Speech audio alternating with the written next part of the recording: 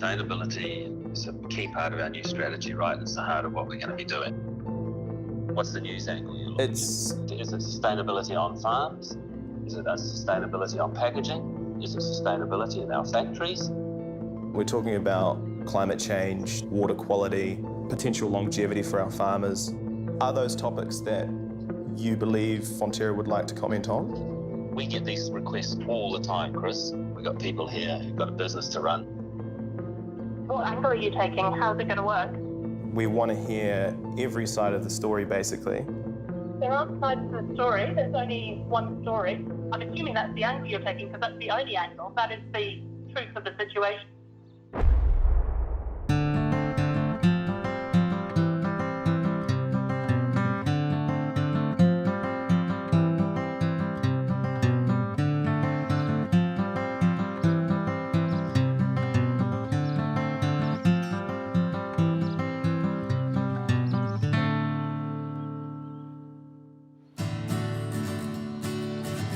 Kia ora, I'm Chris. This is where I'm from, the rural north of Aotearoa, New Zealand. Surrounded by nature and fortunate to have the family home next to our local river, Mangatawa. Growing up, we tried our best to protect and live with the land. We grew a lot of our own food and raised all the animals you'd expect to see on a farm. Chickens, goats, pigs, sheep, and cows. Like most Kiwi kids, I started the day with milk on my Weet-Bix and never thought twice about it.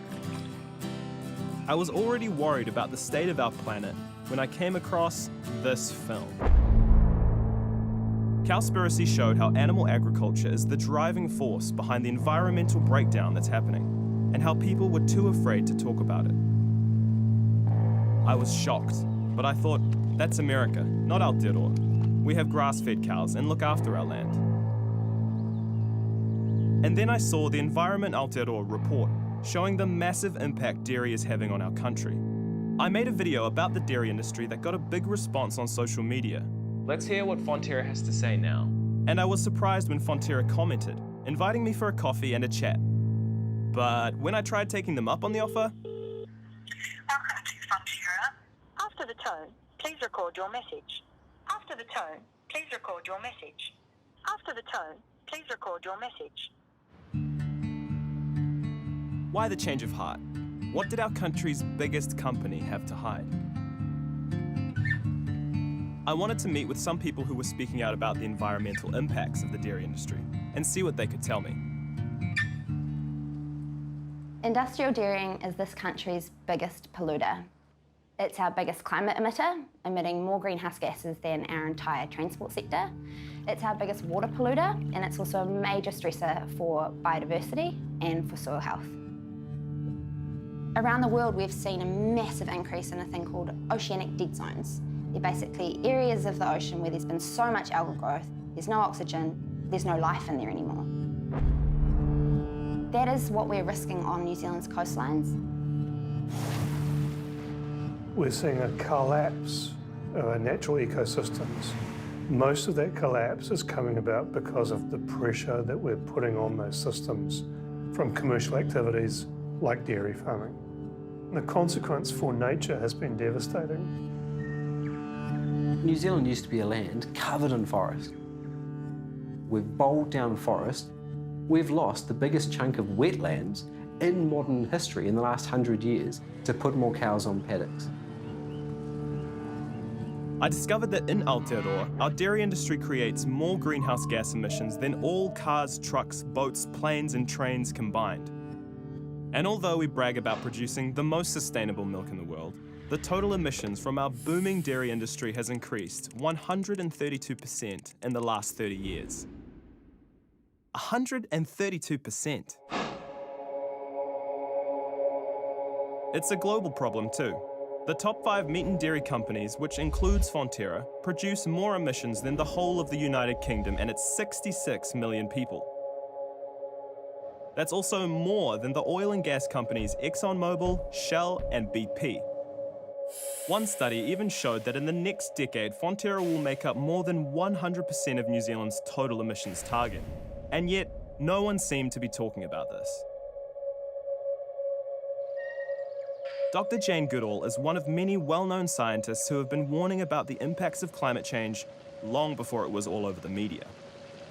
If you consider we're on this little ball, this little beautiful planet of ours, and we're now surrounding it with these so-called greenhouse gases, which is trapping the heat of the sun, which is leading to the changing weather patterns that are being so destructive to the environment, to people, and to many, many animals. And while the worst is yet to come, the balance of life on the planet is already way out, with farmed animals and humans making up 96% of the biomass of mammals, and only 4% is wild mammals. I also found out Aotearoa has the highest proportion of threatened native species on Earth. No wonder we have a biodiversity crisis. I'm not angry at the farmers, I'm not blaming the farmers. They do what they have to do, and most of them do really care about the environment, but the system that they're caught up in is totally flawed. Just sticking to what we're doing now has no future. The dairy industry is having a similar impact around the world.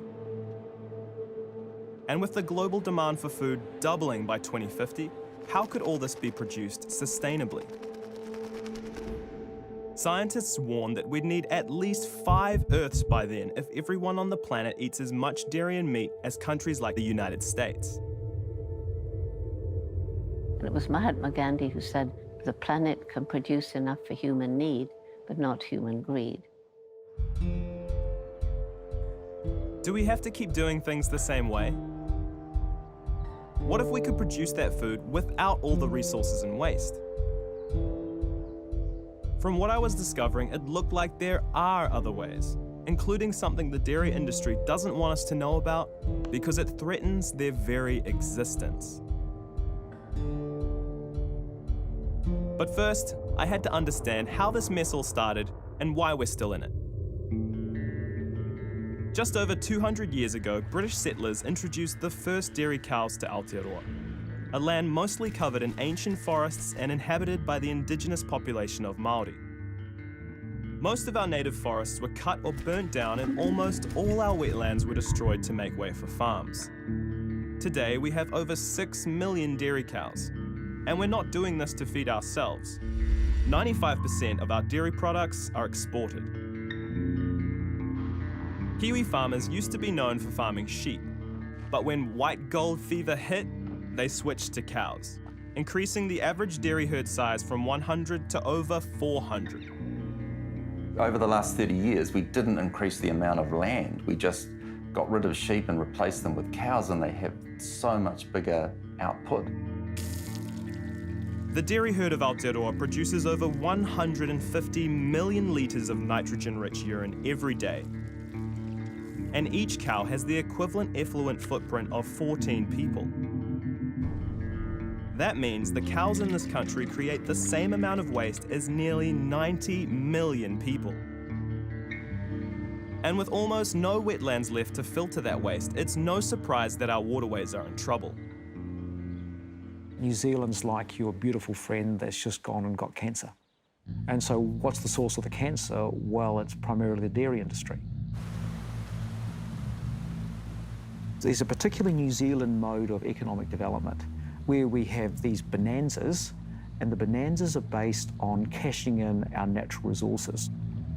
The dairy industry for the last 20 years has been a throwback to that 19th century style of development where we cash something in.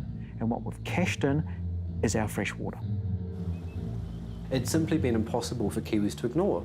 You used to be able to swim in our rivers and lakes in New Zealand without risk of getting sick. That just isn't possible in bulk because of the impact of industrial dairying.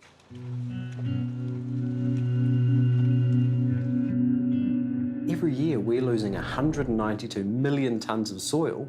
You know, this is actually our most precious resource as a country. Our topsoil is simply washing out to sea every single year because of our land use practices.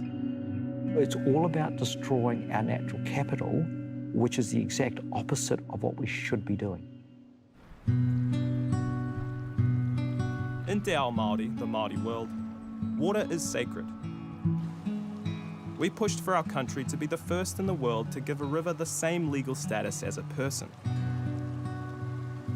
It worried me to know how much of an impact dairy farming was having on our fresh water, by using it and by polluting it. Just down the road from my family home was an alarming example of what could go wrong.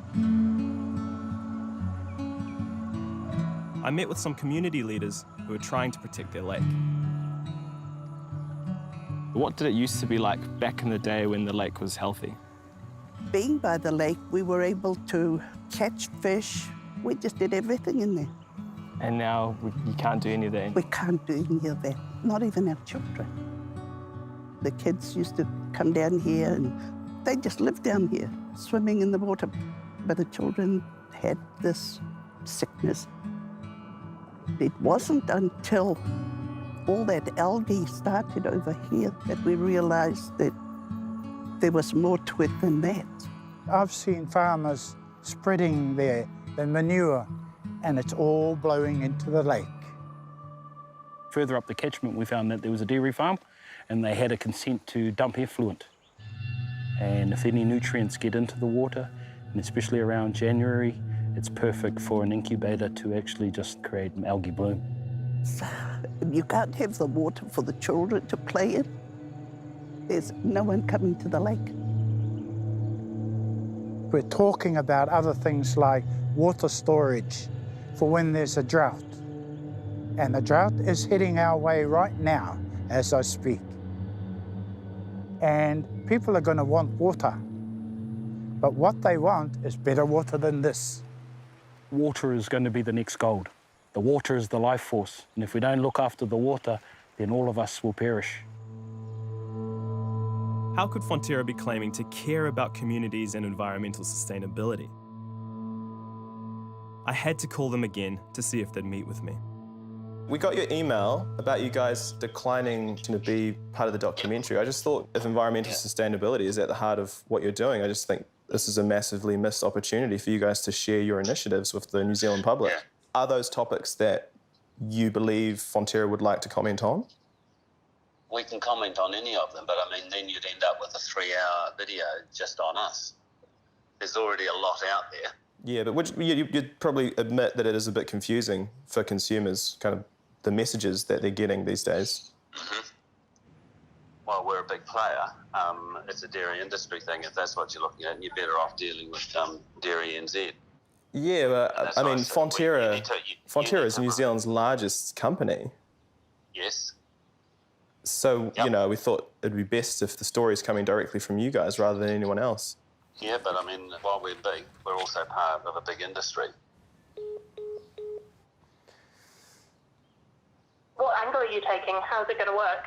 Because New Zealand is pretty simple in terms of farming practices, which makes up the most carbon efficient, the most nutritious milk in the world. So is that the angle you're taking? We definitely want to get you on camera talking about that, talking about your side of the story in terms of what milk means to New Zealand.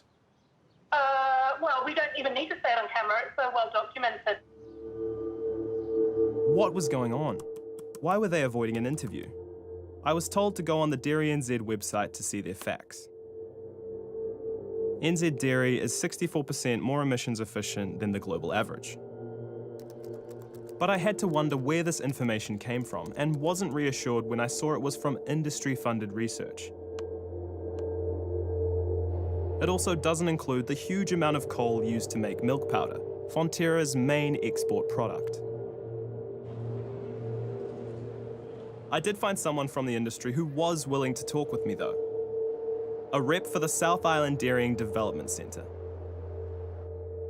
So our vision is to be a great place for animals to live, producing high quality food to feed the world, and having, you know, it's just not an negative impact on the environment around us.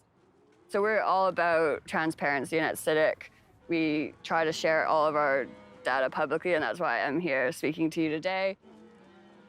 Canterbury seems to be like quite a very dry region. Why have we seen such an increase in dairy farming in Canterbury, and do you think it's a suitable place for dairy farming? Can I pass on that question? how is synthetic fertilizer made and what is it made out of? Yeah, I'll pass on that one. Do you think we're putting our future food security at risk? I don't want to answer that. I don't know. Yeah. Well, that was confusing. And what was even more confusing was all the media about the good things the industry was doing. Maybe they actually were heading in the right direction and things were improving.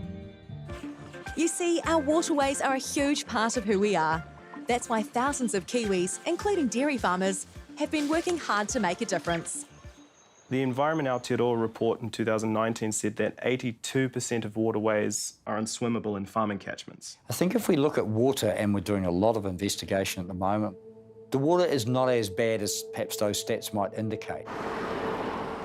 But why was government and industry saying one thing and the science saying something else? What I get really annoyed with is what I just call the bull that the dairy industry seems to enjoy. It's dishonest, it's greenwashing. The issue I've got is not with farmers. The issue I've long had has been with farming leadership and the lack thereof. There's a complete level of just non-reality that pervades the dairy industry. We have environmental awards that are sponsored by fertiliser companies.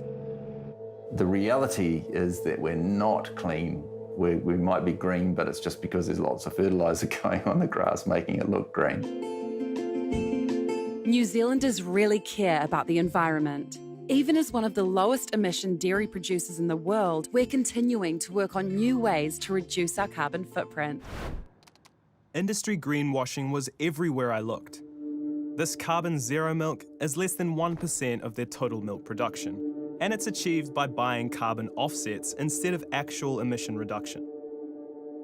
Likewise with their plant-based milk bottles, a container made from plants, not plastic, but otherwise the same old milk.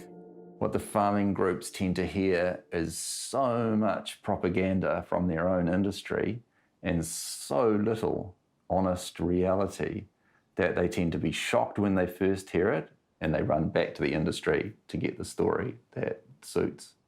So it doesn't create the burning platform for change that actually the real facts would demand. I searched online and saw that New Zealand's biggest greenhouse gas emitter is Fonterra, with a huge 22 million tonnes every year. But if that seems bad, it gets worse. I found a report that shows Fonterra are massively underreporting their emissions. Instead of the 22 million tonnes that Fonterra claims, the researchers discovered it was over 44 million tonnes. That would mean Fonterra alone produces more than the whole of Sweden, a country with twice the population of Aotearoa. I was surprised to find out that almost all dairy emissions are from the cows themselves.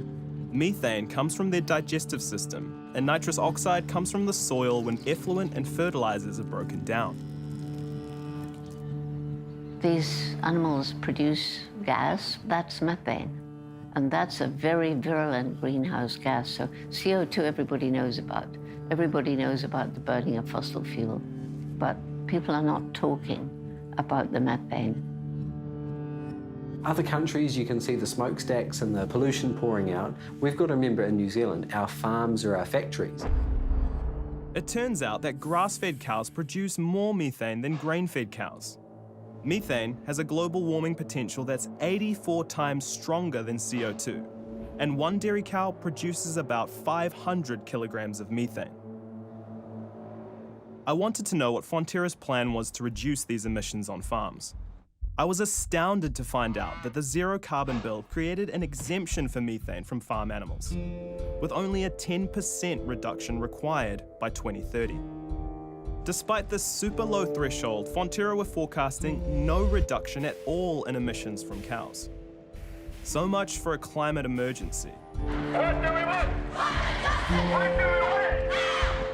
Along with the methane produced on farms, the dairy industry also creates emissions in other ways, like using fertilizer made with fossil fuels and coal to dehydrate milk.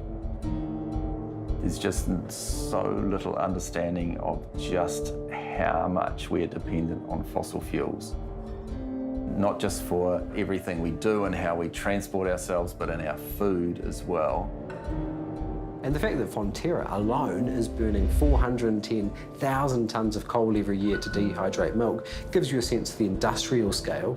We've gone down industrial agriculture big time, and we've got industrial-sized emissions. Climate change is affecting the world everywhere. It's happening now. The ice is melting, sea levels are rising, floods and droughts and hurricanes are getting worse and more frequent.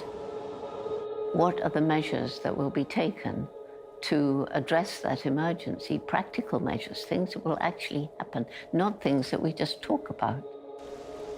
We know we have to control emissions. We know we shouldn't have billions of animals.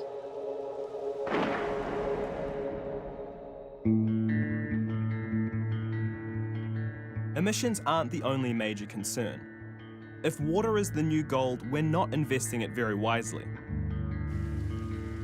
Every year in Aotearoa, we're using 4.8 billion cubic metres of water for the dairy industry. That's 11 times the water use of the country's human population. Lots of water is used to change vegetable to animal protein. Dwindling supplies of fresh water are important in New Zealand. Entire rivers are drying up in summer now because big irrigating dairy farms are taking too much water from them. An example of this crazy high use is one dairy company taking more water from the Waikato River than the whole city of Auckland, with over 1.6 million people. Regional councils around Aotearoa are responsible for enforcing regulations, but it seems they aren't quite doing their job properly.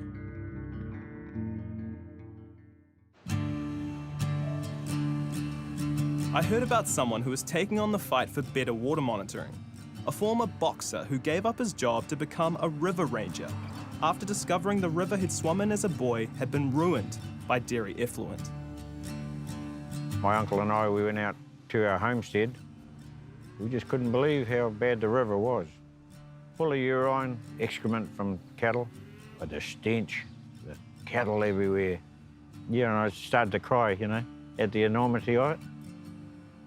I understood that day it's totally unmonitored. So at that point in time in my life, I just decided to get myself a boat suitable just for rivers, just try and do some reporting. Dairy NZ and Fonterra say, oh, we're 97.5% fenced off now. Oh, but is your fence fit for purpose? Many farmers grazing both sides of their fence, so they open their gate and put the cattle on the riverbank. One of the river water quality tests I done up at the Whangarei Falls up here, it was 10 times over the safe limit for swimming. So this water looks nice, but is that not the case? You can't drink it. You'd have to think twice about letting your kids swim in it. Nitrate is huge, you know, huge problem. We can't see it. It's penetrating through the ground to the rivers. Aotearoa has got a problem with water quality, for sure. After talking with Millen, I wanted to find out why nitrates seem to be one of the biggest issues for water quality. In nature, all plants need nitrogen to grow, but nature will provide it for us if we let it. Instead, big agri-businesses like Ravensdown and AgriBalance here in New Zealand sell synthetic nitrogen fertiliser. New Zealand holds the dishonourable title of having increased synthetic fertiliser use more than any other OECD nation since 1990. All through nature, for the 10,000 years that humans have been doing agriculture, it's about natural balances. What we've done now is a one-way system, where the way we have so many cows is we put heaps of synthetic nitrogen fertiliser on made from fossil fuels. We're the biggest importer of palm kernel in the world. So we put all of this stuff on the farm to have this really high stocking rate. We could never have that stocking rate without all these inputs. And so the more you pour into a farming system from the outside, the more leaks out the bottom. And the leaking out the bottom we're seeing as the impacts on our waterways. If nitrate turned our rivers red, you know, we wouldn't have the problem. It's only because people can't see it. They don't know it's there. As you get more nitrate in drinking water, the chances of getting colorectal cancer and a bunch of other things, but we'll just talk about colorectal cancer for a start, really increase. We've got nitrate levels just ramping up in drinking water in Canterbury. So in Canterbury, where I'm from, we have the highest stocking rates in the country and the highest rates of the use of synthetic fertiliser. We are already seeing drinking wells showing up levels that are associated with an increased risk of colorectal cancer. In rural Canterbury, pregnant mothers are being advised by health officials that they need to get their private drinking water tested for fear that it will cause fatal blue baby syndrome from increased nitrate contamination. It's not just dirty rivers that we're talking about here, we're talking about people's health and well-being. I needed to talk with someone at Fonterra about everything I'd learned so far. I decided the only option was to just turn up and see who I could find. We're working on a documentary. We're wondering if we could speak to someone from Fonterra who can represent the New Zealand dairy industry to have a chat with us. Yeah, I'll probably ask Taylor about that. Okay. I wanted someone to front up and answer the questions I had for them that no one else could answer. If you can just pop onto But instead, I was asked to leave another message. Website or Facebook. Can't say I didn't see that coming. I'd already called the number they gave me a few times and hadn't heard back from anyone, but I left one last message anyway. Sustainability and social responsibility are a fundamental part of the way Fonterra operates. Dairy is important for good nutrition, especially in young, growing bodies. Fonterra Milk for Schools helps make sure primary school kids in New Zealand not only get to enjoy our milk, but also learn about the nutritional power it has. With all the claims to be producing healthy food, I wanted to know if this was the reality or just another illusion. So I contacted some health professionals to find out. It's not beneficial, not required, associated with lots of diseases. The science is there, it's just we need people to catch up with the science. So industry often talk a lot about calcium. You got to drink milk because it's a good source of calcium, but I think they are kind of moving away from that. A lot of those old ideas, they've cunningly backed off. Unfortunately, of course, the damage has been done because that's what a lot of people, I guess even my age, learned when we were kids. In fact, what we see is that the countries that eat the highest amounts of calcium have the highest rates of hip fractures and osteoporosis. A New Zealand-based study clearly shows there's no evidence that increasing calcium from dietary sources prevents fractures. Yet, that's what most health professionals are still telling us. I think it would be very, very beneficial for society as a whole if doctors were trained in nutrition, but they're not. They get very limited amounts of nutrition training. So basically what they teach is what's popular opinion. The main issue is that the majority of the world's population cannot digest the lactose in milk. Particularly in Southeast Asia, and there's good evidence that in Pacific and Maori, there's higher rates of lactose intolerance. But also it increases the amount of mucus and sinus inflammation that people get. Kids are very vulnerable to it. If they can cut out the dairy, they can really respond very quickly. We know that there's numerous issues with dairy. That is one of the things that really annoys me about the milk in schools. The implication by having the milk in there is that this is something that's healthy, that they should be eating. There's a very good chance that it's actually hurting them. Fonterra Milk for Schools is one of the best ways we can look out for our communities, nurturing the next generation by sharing the natural goodness of dairy. We are Fonterra, and this is Dairy for Life. They want you to start off young, and they want to get into the minds of a youth population so that once you've got that person hooked on your product, they're going to be a customer for life. In the 300,000-year history of modern humans, the earliest people drank milk from other animals was only 10,000 years ago. Humans are the only species that drinks milk after infancy and the only ones that take milk from other animals. Cows were the obvious choice in most places. But if our aim was to get a milk supply with similar nutrition to our own, we could have gone with zebra milk, or maybe even chimpanzee milk.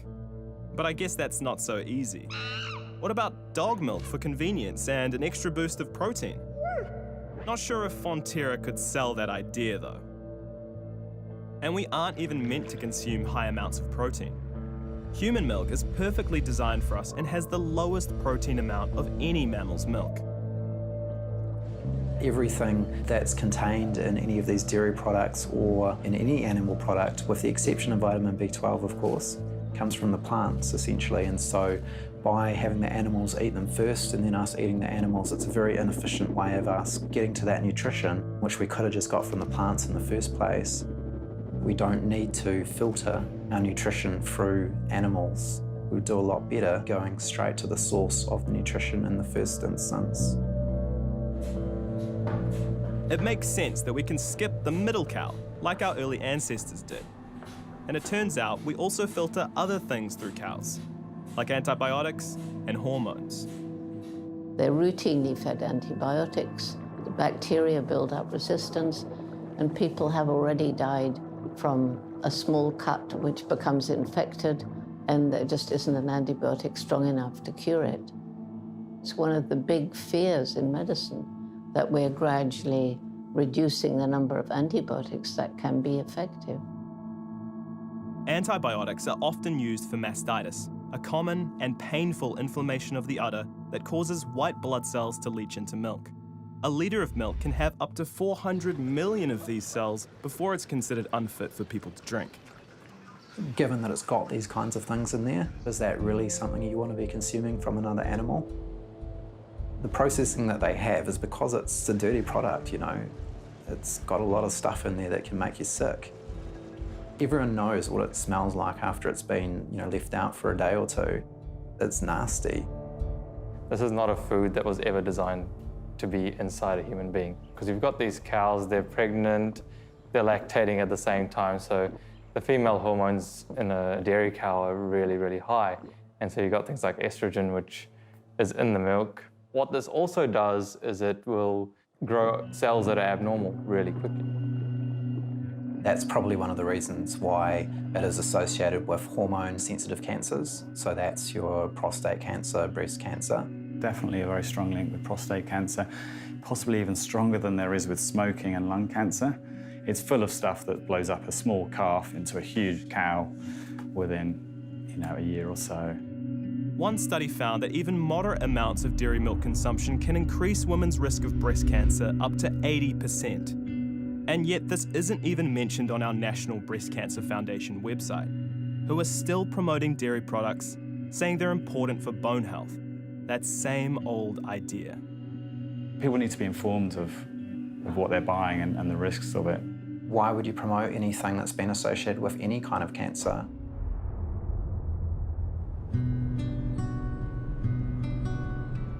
These conversations made me think of my own family and the loved ones I've lost.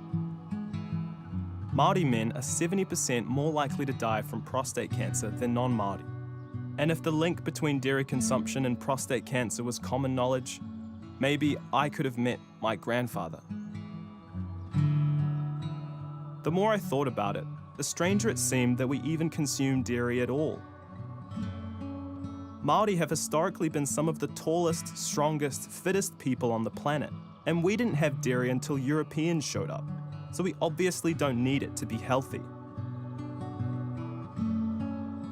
Dairy being marketed to us as a health food ignores our history. Chronic disease was almost unheard of before colonization, but now, with one of the highest dairy consumption rates in the world, Māori suffer from higher rates of diabetes, heart disease, and cancers.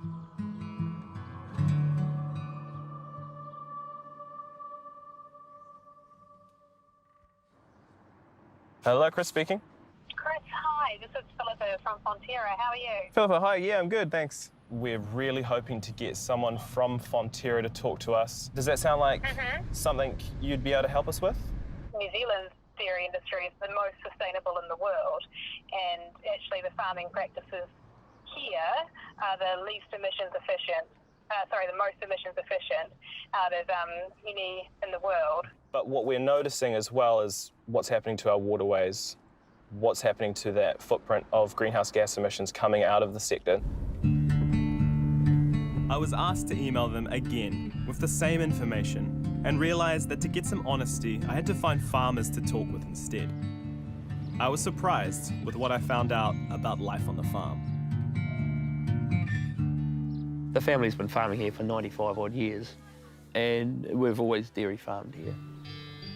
I was born here, and I'll probably die here. Hopefully. Not too soon. We work 7 days a week. We're up at 3:30, 4 in the morning, home by 6 o'clock, maybe at night, worse in the spring. Lucky if you get a bit of breakfast in the morning some days, you know, it's full on. And with all the other, you know, everything coming at you from all sides, the motivation to be continuing to dairy farm is gone. Now, if people aren't appreciative of what you're doing, then that motivation disappears pretty quick. And then you don't see a vat full of milk to feed people, you see a vat full of money. Now, talk about sustainability. No one considers the sustainability to the farmers, the sustainability of human life. Because the farmer, it's not sustainable if farmers are all hanging themselves left, right and centre, or sort of letting their farm go to wreck and ruin because they just have lost the plot and don't care anymore. And that's happening. It's a reality. I know it's happening. And that's got to be a crucial part of sustainability. And that's why I feel if dairying's getting too much for people, then perhaps dairying's not the game you should be in.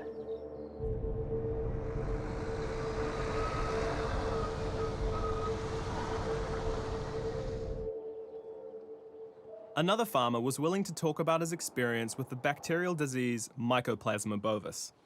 The Ministry for Primary Industries is attempting to eradicate it at any cost.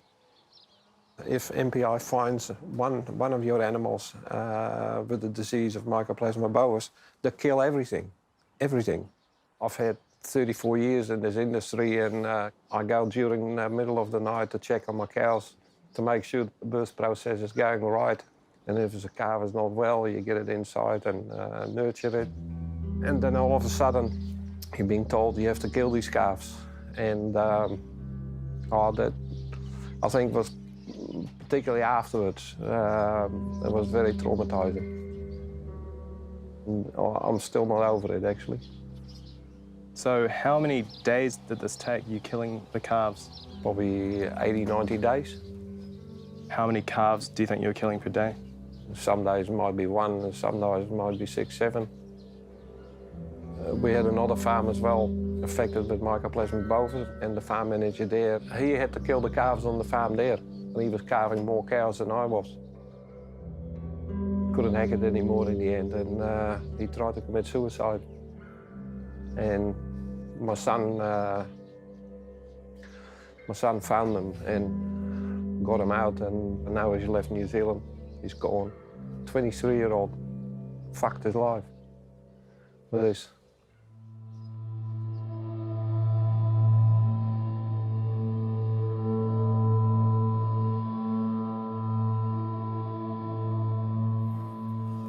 Email from Fonterra. Morning, Chris. Thanks for the opportunity again to be part of your video. We currently have other opportunities for our sustainability program and have decided that we won't be participating in your documentary. Surely if sustainability is important for Fonterra, then they can make time for a short interview with us about sustainability. I decided to give up trying to get answers from them. Since they'd refused to talk, I'd have to keep finding people who would. There seemed to be a lot in the media about regenerative agriculture being the climate change solution everyone's hoping for, and how healthy soil can actually store carbon. Carbon sequestration in the soil is a really valuable, easy, cheap, immediate tool that we can start employing in greenhouse gas emissions. Farmers are not only on the front lines of change, but they also represent our best opportunity to combat things like climate change. They're the heroes of the story. That sounded impressive, but then I found a major international report that disagrees. It shows that any carbon sequestration from grazing cows is substantially outweighed by the greenhouse gas emissions they generate. It turns out that selling that idea as a climate change solution is just serving up false hope. There are too many cows on this planet, and we can't keep farming them even if every single one of them is farmed regeneratively. We cannot be having these land uses which are all about producing milk or all about producing meat. We have to diversify into plant-based production. That's what the science is telling us. Even plant-based foods transported from the other side of the world are more carbon efficient than animal products. And I was surprised to see that 1 kilogram of cheese creates a staggering 21 kilos of emissions, compared with about 1 kilo of emissions from most vegetables and other plant foods. I also discovered there's a secret ingredient the industry uses that boosts milk production, causing even more devastation. Fonterra is selling New Zealand's milk as grass-fed, seeming to forget that we're actually importing 2.5 million tonnes of palm kernel to feed those cows. Fonterra's key supplier of PKE is linked to ongoing deforestation of tropical rainforest and human rights abuses. It's massively destroying habitat for endangered species like the orangutan. We are farming so many cows in New Zealand that we've completely surpassed any kind of environmental limits here. We're actually cutting down forests in Indonesia to feed a bloated dairy herd that is trashing our environment here, but also indebting dairy farmers who are holding around collectively $38 billion worth of debt. This industry is not working for anyone. It didn't make sense how farmers could be in so much debt. Why had this happened? And was Fonterra also in financial trouble? In the last 20 years, farmers have borrowed over 30 billion extra. Dairy debt has gone up from, in 2000, it was about 10 billion, it's now 40 billion. That's a 400% increase in debt. We now have so many people in New Zealand struggling under so much debt, irresponsible debt, that was given out just because the dairy industry has so much clout, and they're now in a financial position that they don't know where to go. Because how do you get out from millions of dollars of debt? Definitely that was a direction Fonterra went in a few years ago when they were pushing for volume. That wasn't to everyone's agreement, definitely. And looking back, it's like, wow, we were duped. How did they pull that one over our bloody eyes, you know? We know that it's not economically problematic for dairy farmers to reduce stocking rates, but for Fonterra, the opposite is true. They have built a lot of milk dehydrators around the country that require a large volume of milk. So what works financially for the fancy Fonterra HQ in Fanshawe Street, Auckland, does not necessarily work for New Zealand's dairy farmers. When I was working for government, I got an incredibly detailed insight into Fonterra, deep down into the bowels of the company. The Fonterra dream is over. It's long since gone. The conversation for today is, will Fonterra even survive? Because its numbers are that bad. If some really smart person in a white coat comes up with a dairy alternative, but is a quarter the cost and doesn't have the environmental impact, then I'm sorry, dairy, you're toast. I couldn't believe that our dairy industry could be that fragile. Isn't it meant to be the backbone of our economy? Could a cheaper and more sustainable dairy alternative really wipe it out completely? And I had to wonder why we're still using so much land for dairy when we could get more profit from growing plants instead. A government-funded report shows that Aotearoa has a huge amount of land suitable for growing crops, and potential for $80 billion from plant-based crops, compared with only $28 billion from animal agriculture. I met with the dairy spokesman for Federated Farmers to find out what he thought about transitioning. Do you think there are some dairy farmers that will stick with dairy no matter what? We all just want to make a dollar, and if it's a better returns growing some alternative foods, show us some money. I think some farmers we got happy to hang up the apron and grow crops if it was a better return on investment. I don't mind changing. If I can provide a better future for my family, I'll change. I'll stop milking those cows and I'll jump ship. It's quite simple really, isn't it? But it might already be too late for some farmers to take up new opportunities.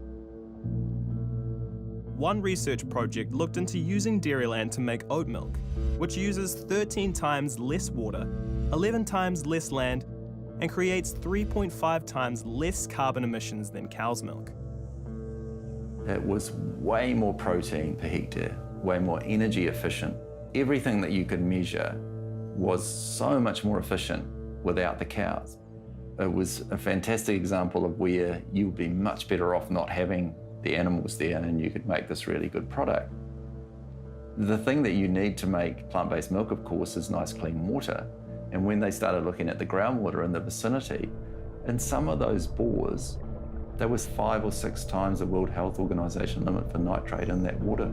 So you just wouldn't be able to make the milk out of it. It's just a classic example of, here's a good option of how we could do it better, but we've already shut the gate on that option because we've already polluted the water past limits where you could use it. So we have current farming models that are potentially harming our future. Yep. When you pollute the water and you pollute the soil, it really limits your options for the future. If the true costs were being paid, then we wouldn't be doing dairy in this country.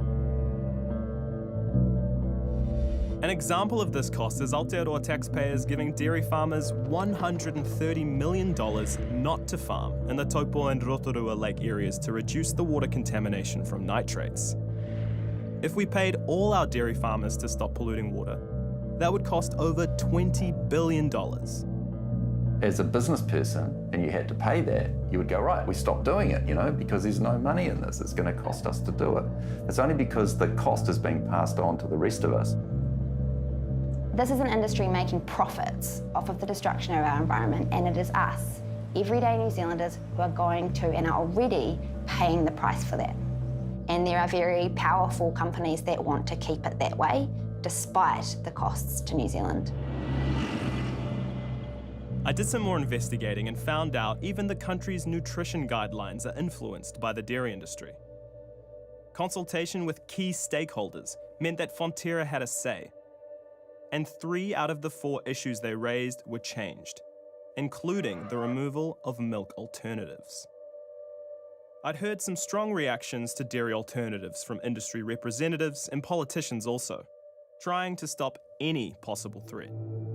This notion that veganism and almond powder or something akin to that is going to replace genuine red meat, genuine dairy milk, it needs to be stopped in its tracks.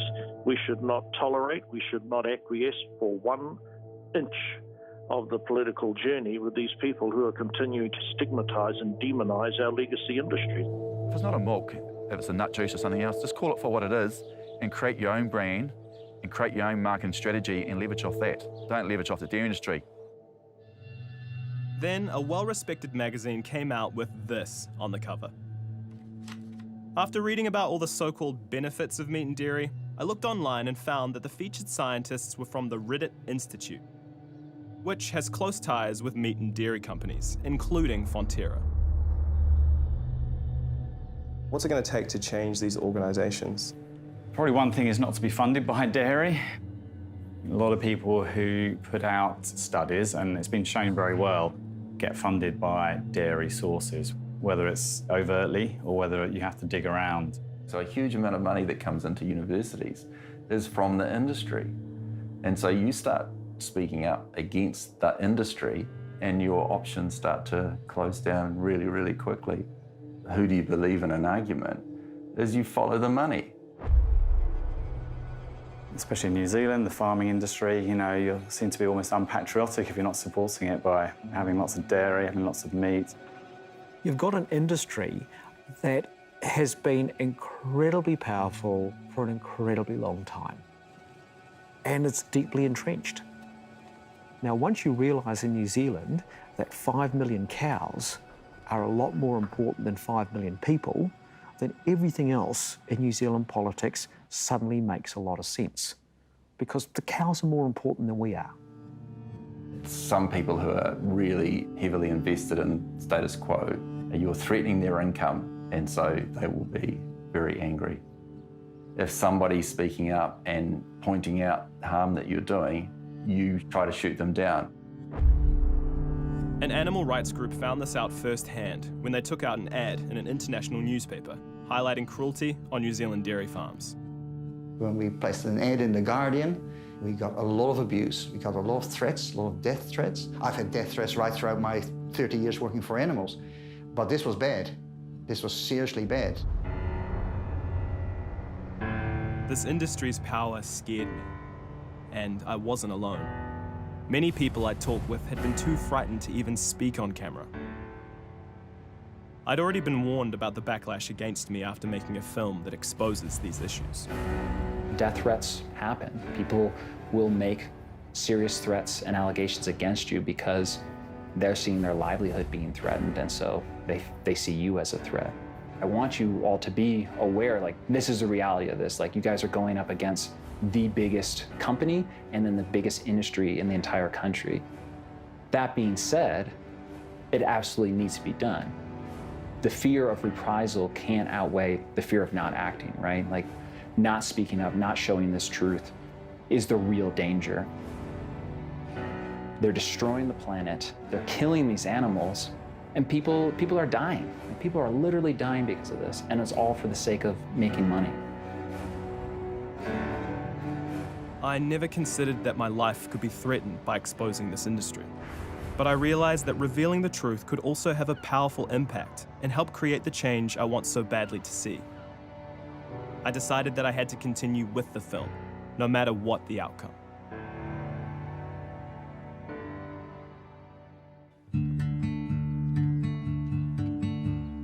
The industry claim that dairy is essential for us was starting to sound a bit desperate to me. Along with their recent strategy of targeting the Asian market. With population growth and rising incomes in these countries, it's an obvious business choice. People all around the world are actively seeking products that they know they can trust to feed their families. And today, our world-class dairy products are available in over 140 countries around the world. We're dedicated to sharing this goodness with the world. People are being told that they need lots and lots of dairy. There are a lot of populations around the world where dairy wasn't a part of their cultural diet.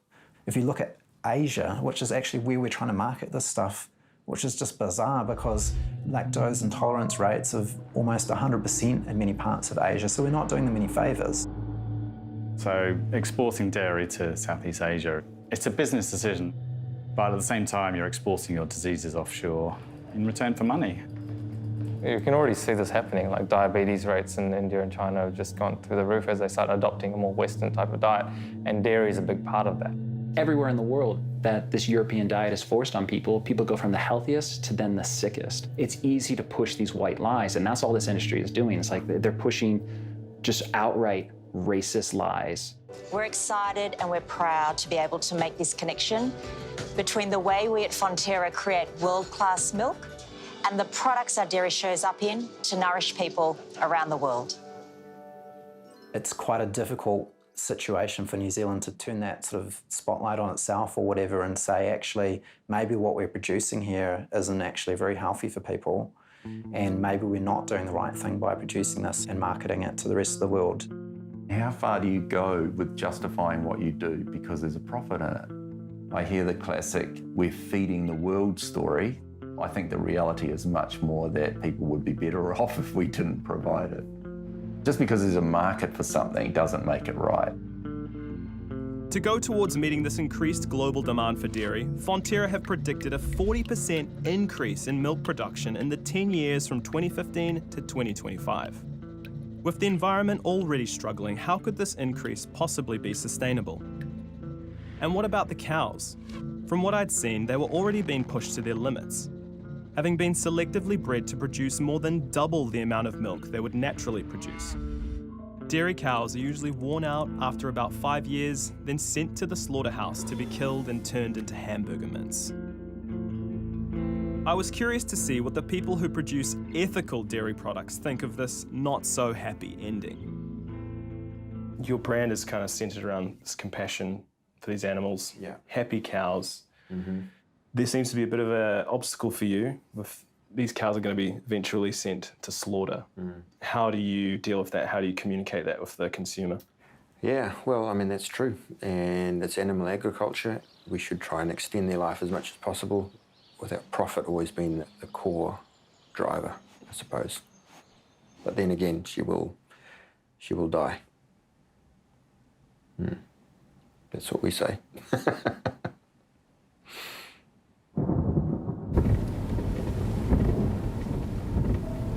Like many New Zealanders, I'd watched the undercover footage of the dairy industry from Farm Watch, a volunteer organisation showing what goes on away from the public eye. I joined them to see for myself what happens to the animals in dairy country. You never know what you're going to see or when, so you just got to do the time on the road. Most people drive past paddocks just like this and they just see cows eating grass and they think that that's all there is to it. But when you think about the fact that they're artificially inseminated, the fact that they are then pregnant and being milked for 9 months and then they have a baby that's taken away from them every year, I think a lot of people don't know that that happens. Do you get any negative backlash from the public or from farmers? We're pretty careful. Like if we get down a road and we feel unsafe and we see kind of any movement, we'll just leave. We've had too many close calls to take risks like that. We don't like feeling trapped down dead-end roads. Are you able just to pull over for a minute? Just thank you. Any calves that are going to go to slaughter will be placed in that crate, picked up by a truck and then taken to the slaughterhouse.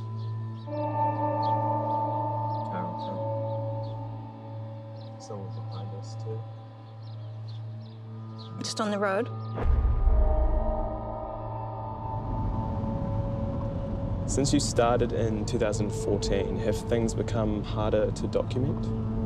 You drive through today and you see almost nothing. It's all hidden now, it's all off the road. So it's definitely harder. Once you've exposed an industry, they definitely will try and hide it.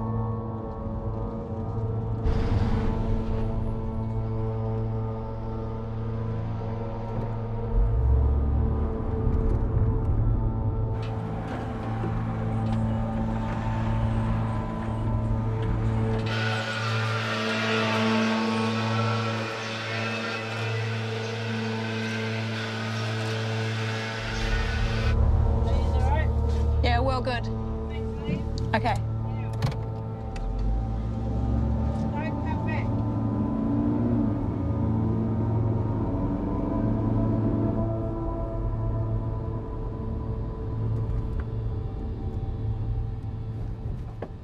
Oh, there's a big cow straight ahead of us. Big cow? Oh, fuck me. Oh, fuck.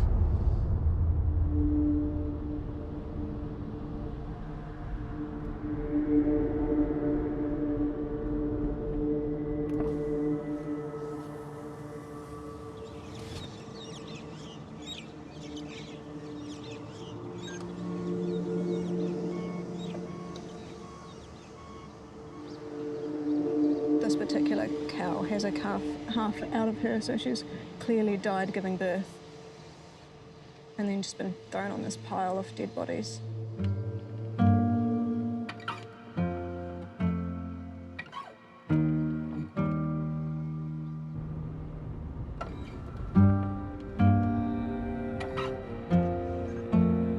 So I'm pretty sure on the left it's calf skins.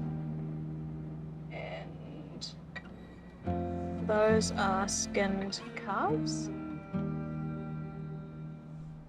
There's a person there. Okay, we're gonna have to go. He's coming towards us.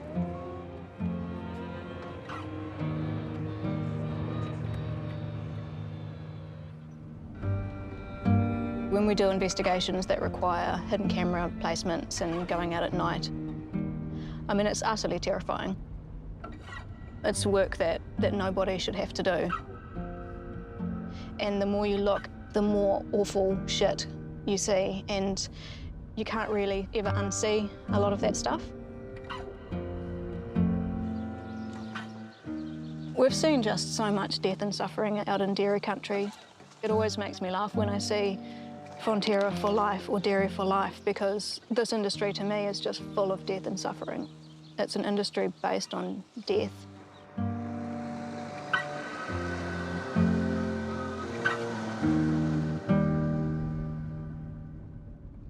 I was sickened by what I had seen.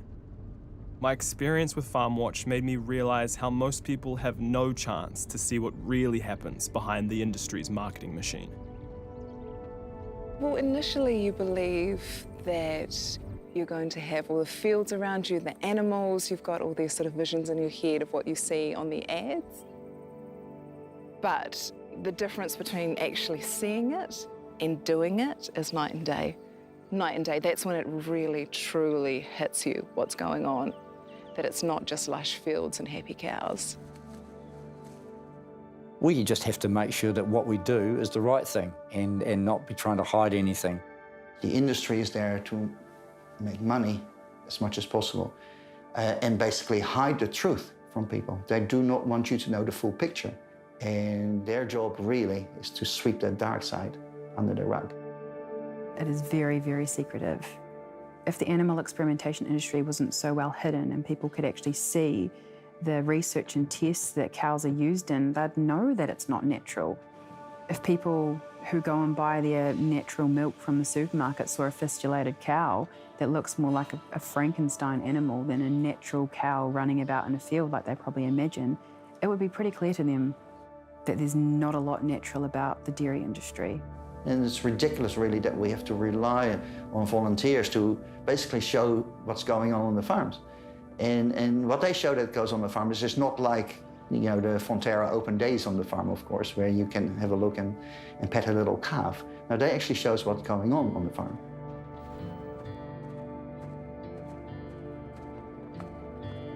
Farmers are just trying to get through their day the best way that they can, and they're exhausted. And you're also in a place where no one's watching, so it's rife for abuse. Whenever activists put cameras out there, they record deliberate infliction of suffering on animals. It's much more convenient for them if they believe that the animals, just because they're bred for food, they're just things, and they don't have these emotions. And of course, it's completely untrue.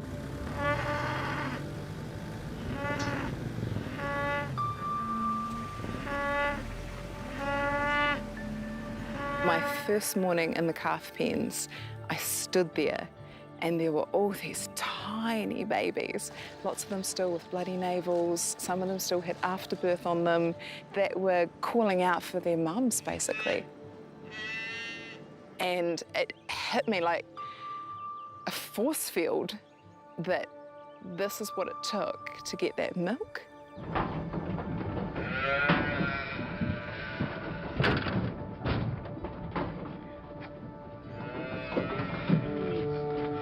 They bellow and they cry. They cry for their mums, mums cry for their babies.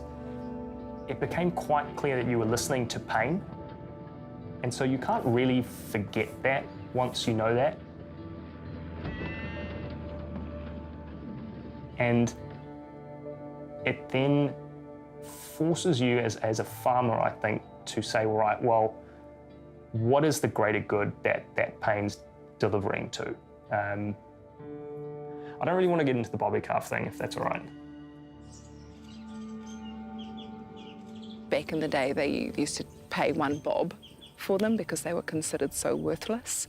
Now we have around 2 million a year that are considered bobbies. We're slaughtering 2 million newborns over 8 weeks. If you talk to many dairy farmers, they will say they will struggle with this whole bobby calf issue, taking these calves away from their mothers. They struggle with that themselves.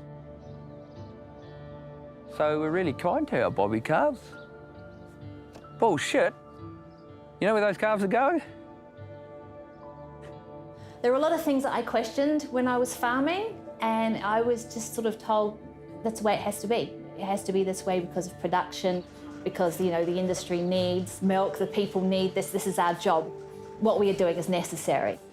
It's just generations and generations and generations of conditioning. You have to desensitise yourself to it. If you don't, you may end up a shivering wreck and unable to continue. Just because there's pain and suffering built into a system doesn't mean that the system's bad or wrong or evil. So I am not afraid as an agricultural storyteller of talking about things like institutionalised animal cruelty because it makes it real. And, you know, where I'm going with this.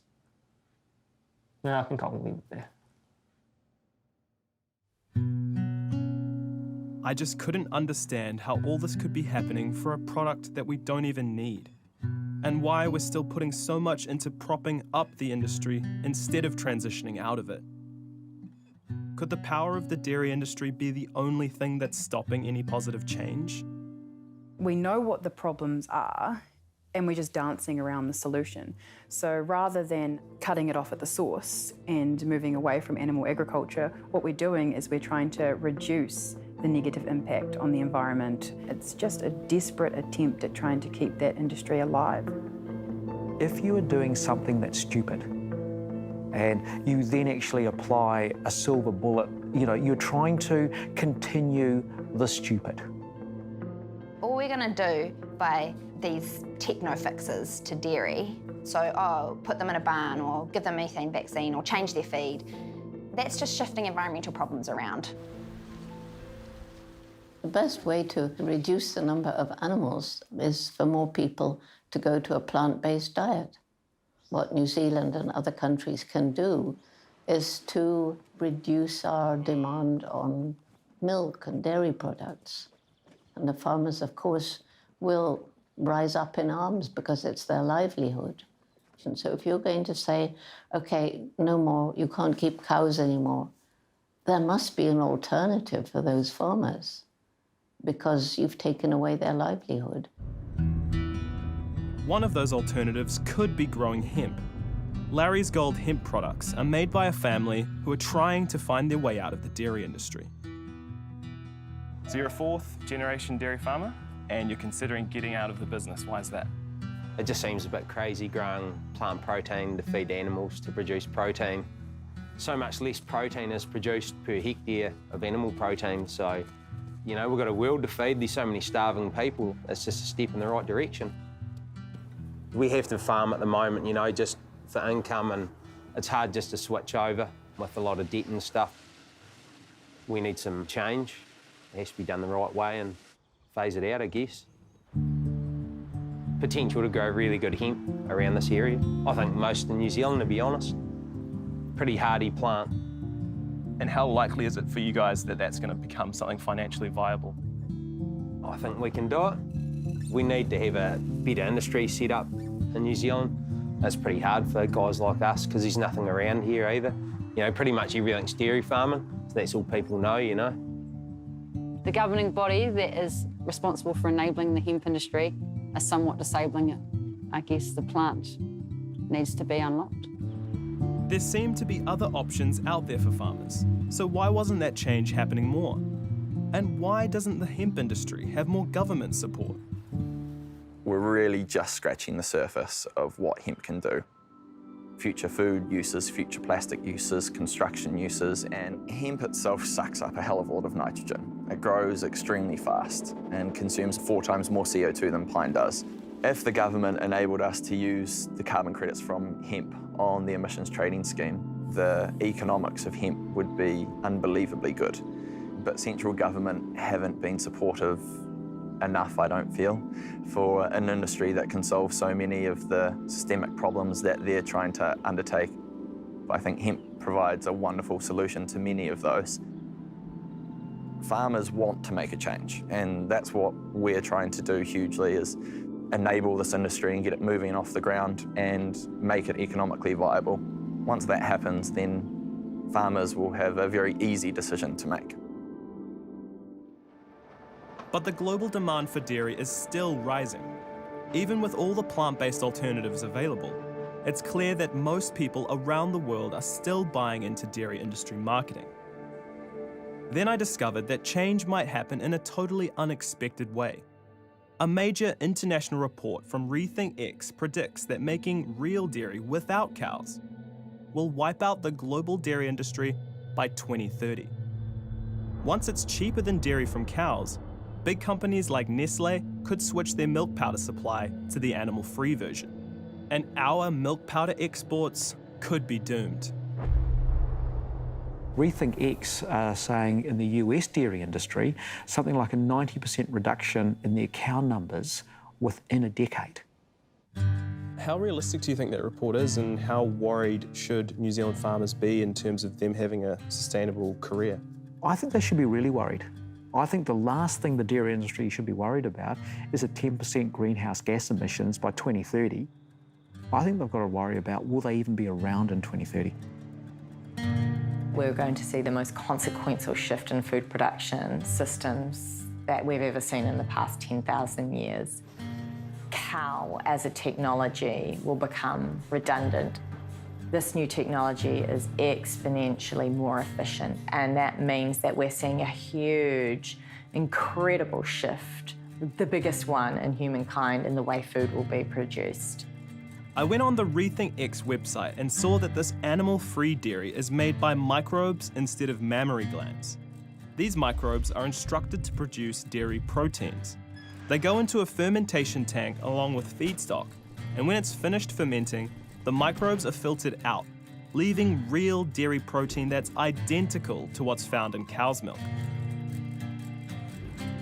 It's also made with 5% of the resources, 1% of the waste, and 0% of the cows. And because it's real dairy, it tastes exactly like what we're used to. But it does come with some of the health risks that animal proteins are linked with. As I was looking into this coming agricultural disruption, COVID took over the world. In lockdown, I read about the spread of zoonotic diseases, those that jump from animals to humans, like COVID-19. It turns out that many devastating diseases have come from animals, including Ebola, SARS, HIV, and measles, which originally spread from cattle to humans. I was alarmed to see that the increased demand for animal protein is the #1 risk factor for the emergence of zoonotic diseases. Now seemed like a good time to talk with people who could tell me more about Dairy 2.0. Milk made without cows. As soon as you remove cows from the equation, the business of dairy becomes much, much easier and much, much more profitable. The milk created without cows would completely blow the traditional industry out of the water. Fermentation, the way that you produce beer, is going to be the way that you produce proteins. Essentially, it's going to be 10 times cheaper than animal protein. Cows cannot possibly compete with this.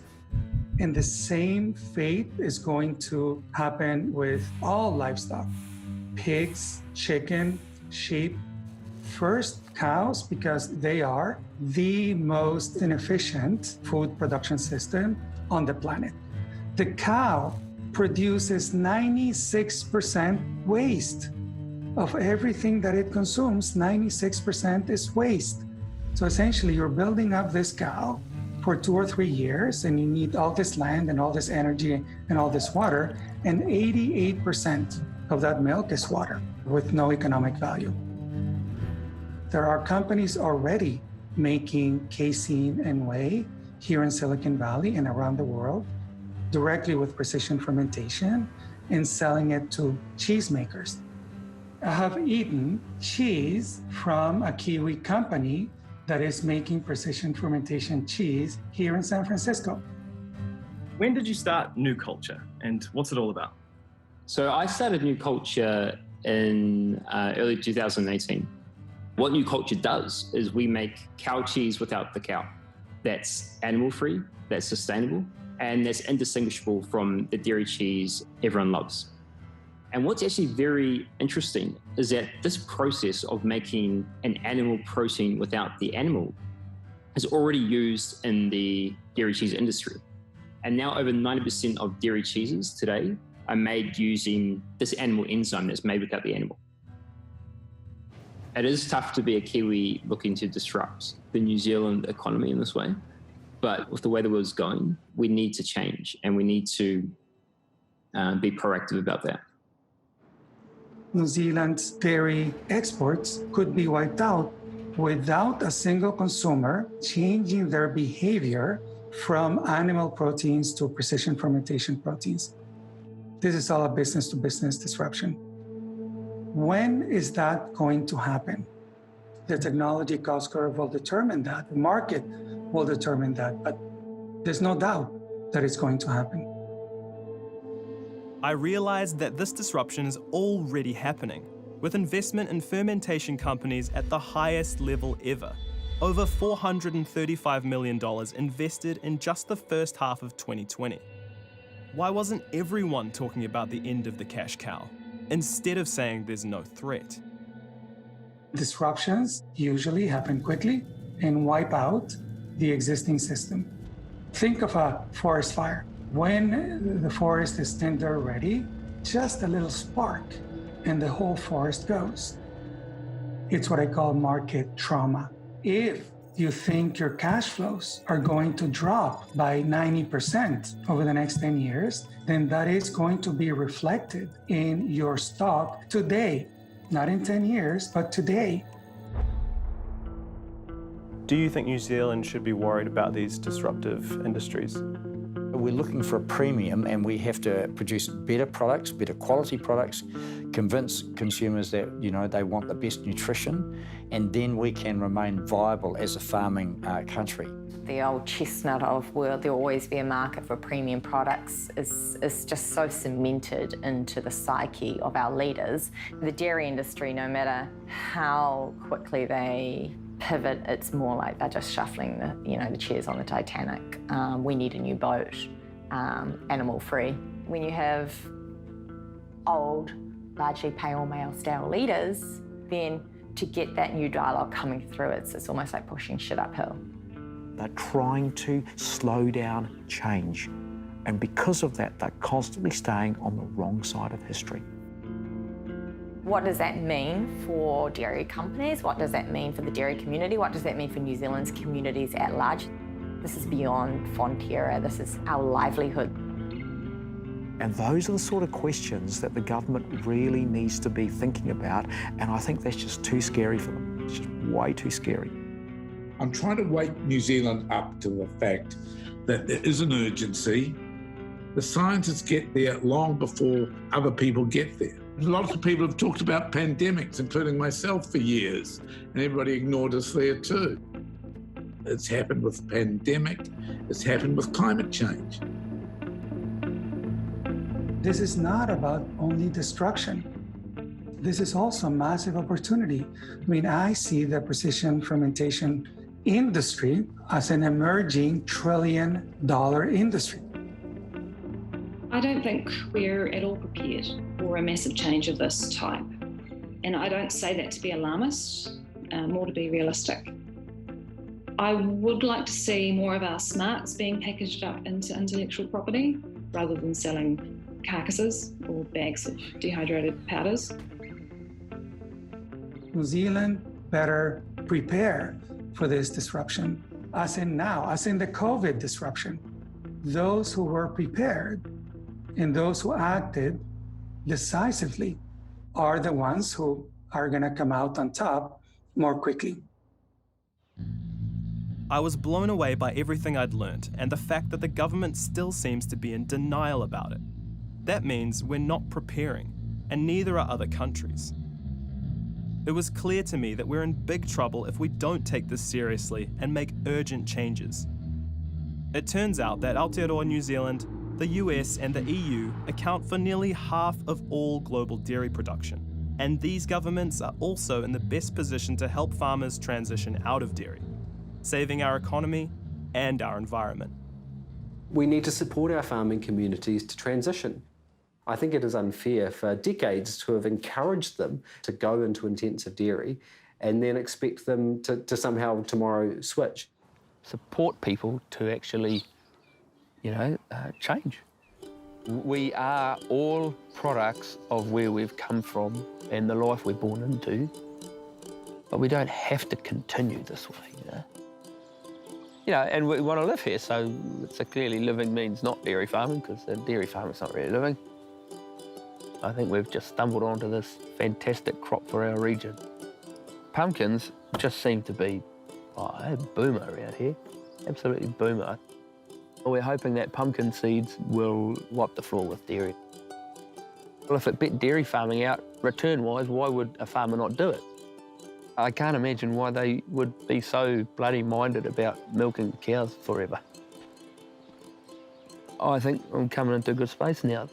And it's been the move away from dairy farming, definitely. With the future generations, I think the farm will be in good hands. The land will be in good hands, you know?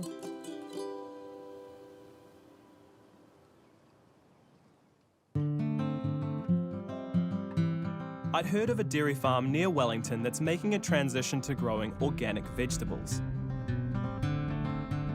Cameron Family Farms is owned by filmmaker James Cameron and his wife Susie. We bought our farm in the Wairarapa in 2011.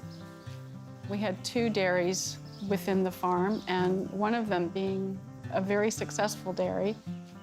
Even though I had been in the environmental sector for decades, no one had ever mentioned anything about animal agriculture. They had talked about dead zones, ocean acidification, deforestation, biodiversity loss, et cetera, et cetera. If you put animal agriculture in the middle, you can put all of those things around the outside and they all connect. I didn't know any of this.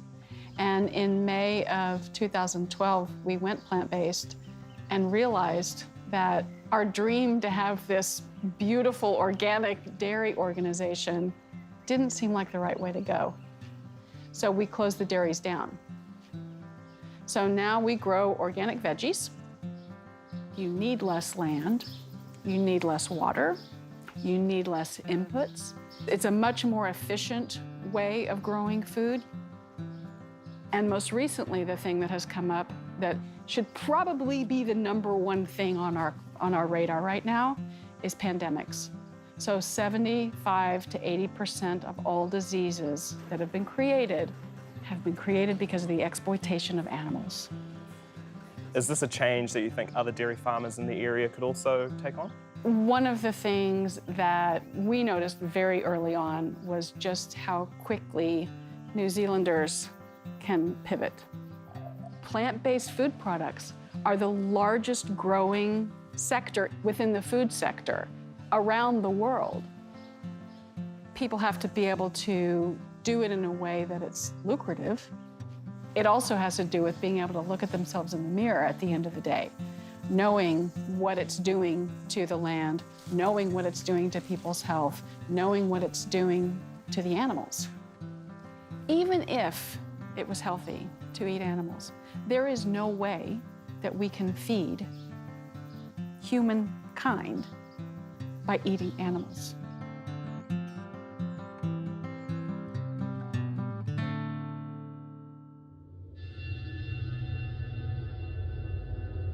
No wonder we already have a world hunger issue. It's partly to do with how we're using the land. 1 acre of land can produce 15 times more protein from plants than the same area of land used for farming animals. We're also using over 3/4 of the world's agricultural land for farmed animals and to grow food to feed them. Just imagine more grain today is grown to feed our farm animals than starving people. You know, what we're doing now doesn't make sense. We need a whole new way of thinking. In 2019, world-leading scientists from across the globe came together to answer this question. Can we feed a future population of 10 billion people a healthy diet within planetary boundaries?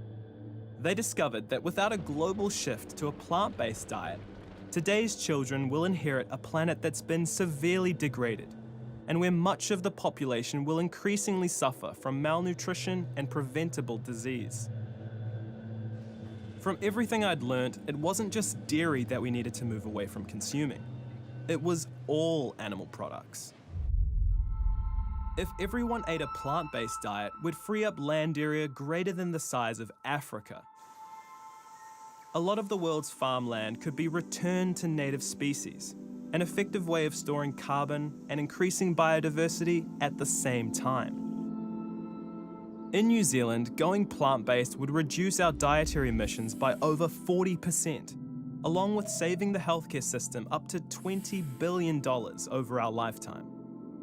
Every time you put plant-based food on your plate, you're doing something good for your health and for the environment and for the animals. It will not matter if we have electric cars or if we have sustainable clothing to wear if we don't do something about our environment. And that is a huge piece of it, to be able to shift away from animal agriculture. For me, dairy was a normal part of life growing up in New Zealand, so it's been a disturbing journey coming to understand that milk isn't the wholesome product we're led to believe it is, and that animal agriculture is damaging our future in so many ways. But I have hope for a different future.